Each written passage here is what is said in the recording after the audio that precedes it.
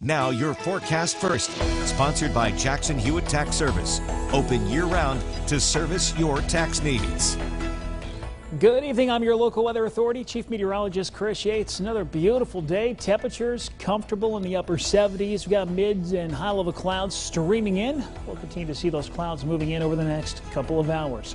Hard to complain about the temps as of late. 80 in Lincoln, 78 degrees in Kewanee. However, there's plenty to complain about when it comes to the lack of rain.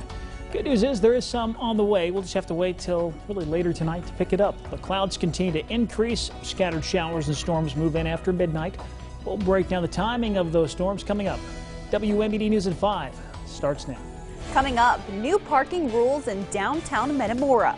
The major issue leaving customers visiting businesses without a place to park. Also, students are getting their head in the game for football season. The enforcement the Illinois High School Association is using to keep players safe. And celebrating Illinois pride, the new record set at the State Fair in Springfield. Well, good evening and thanks for joining us tonight. I'm Rebecca Brumfield. A nationwide CBD oil store has expanded to 4 stores in central Illinois. And as Matt Sheehan tells us, the most recent one opened up today in Washington. Matt. That's right, Rebecca. And managers of the newly opened Your CBD store located in Washington want their store to be able to help your needs and answer any questions about CBD that you may have. Now, some things the store offers are some oils which go under your tongue and topical relief creams which are supposed to relieve pain, inflammation, and even help out with arthritis. It also offers different products that give you more energy and some that help you sleep at night. But store managers say they don't just want to say their products are going to fix your pain. They also want to explain scientifically why and how they believe their products work. Many different places selling it, but they can't really give you the information. What's it going to have side effects with? What's it going to do to me? How much a day can I take? Should I take? So on and so forth. This is a place where you can have all your questions answered in a timely fashion. And the new CBD store wants to be a one-stop shop for all your CBD questions and needs.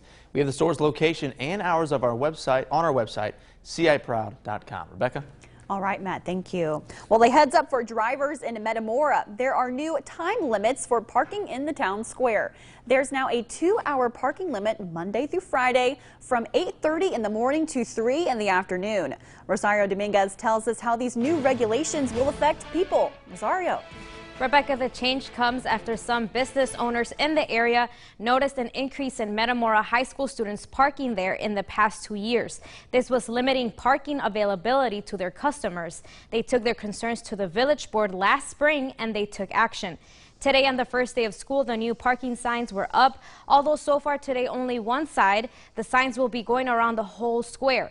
Business owners would rather not be named, say they have nothing against students, but they want to make sure that their customers, especially the older ones, have easy access to their buildings. Metamora High School officials responded with the following statement. MTHS has 2 parking lots on campus for students to park. Combined, there is enough room for students that wish to drive to school to park on campus. We have and will continue to work with the village of Metamora and the local businesses on a solution to this concern. Metamora Mayor Ken Maurer says that he's not sure why students have inclined to park at the town square, but he's heard that students can possibly be protesting a $50 parking fee from the school. But for now, he hopes that the new parking regulations will help businesses in the town square. Rebecca. All right, Rosario, thank you. A 27-year-old man is in custody tonight accused of a shooting in Peoria. Now, the shooting happened over the lunch hour last Tuesday. Breon Jones is accused of shooting a 38-year-old in the 2900 block of Peoria Avenue. An investigation led police to name Jones as a suspect. He was arrested in Peoria yesterday, and that shooting charge, along with several others. A Peoria man is convicted for home invasion and several battery charges. A Peoria County judge ruled 28-year-old Purvis Faulkner guilty Wednesday. Now, Faulkner broke into a home and attacked a Peoria woman, Brenna Baker, in April of 2016, and he hit her in the head with his fists. Faulkner will be sentenced on October 4th. Criminals are stealing credit card information using gas pump skimmers while customers are filling up their gas tanks. Eugene Daniel joins me now in the studio to discuss the new tool to help you identify skimmers at the pump. Eugene. Yeah, a U of I professor is using his research to help law enforcement track criminals. A new app is able to find skimmer devices on gas pumps. They're using the technology to keep you from losing money when you fill up your tank. And so far, it's been used to find more than 40 skimmers in Arizona and California.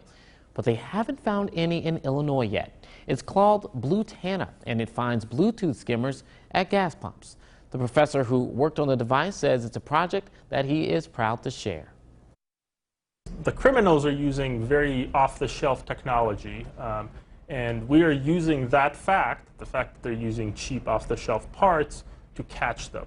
So that's why it's kind of exciting.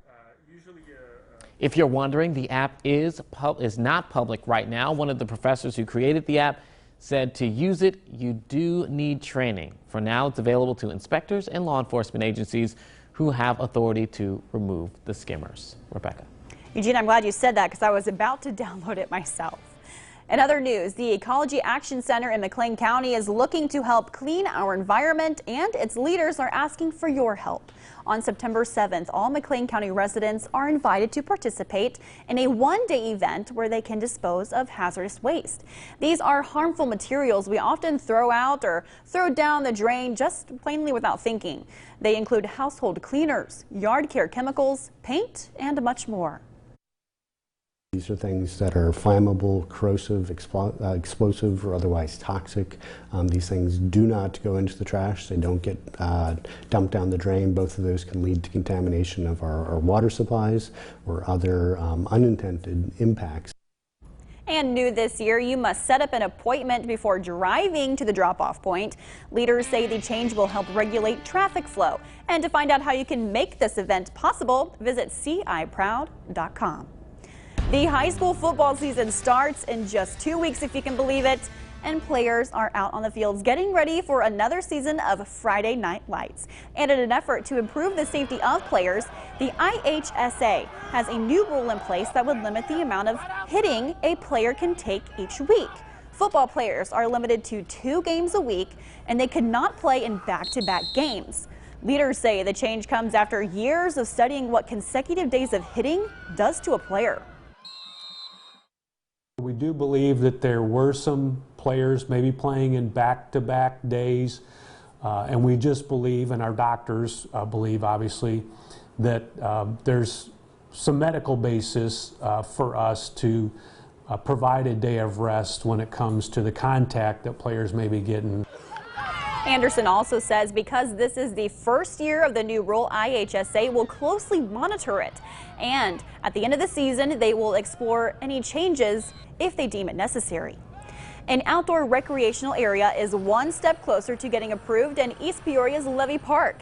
The East Peoria City Council voted this morning to support a grant application to the Illinois Department of Resources for the project. The approval of the City Council was required to step a proceed. This will be $400,000 grant, and it will go towards the development of a splash pad, a fountain, and outdoor restrooms. If all goes well, the city of East Peoria hopes to break ground on that project as early as next year. People from around the state have made their way to Springfield for the Illinois State Fair. Friends and families have enjoyed the food, the rides, and of course the shows. This year, organizations came together to make 2019 the best one yet. And hey, apparently it's working. The fair set a record for grandstand revenue just 5 days into the 2019 festivities. But other fairgoers say it always boils down to just one thing. The event will run through Sunday. We'll have more event information on our website. That's ciproud.com. Well, hard to complain about the weather if you're heading out to the state fair, at least as of late. Mainly dry conditions have been continuing through today, but we will have a chance of storms rolling in later tonight.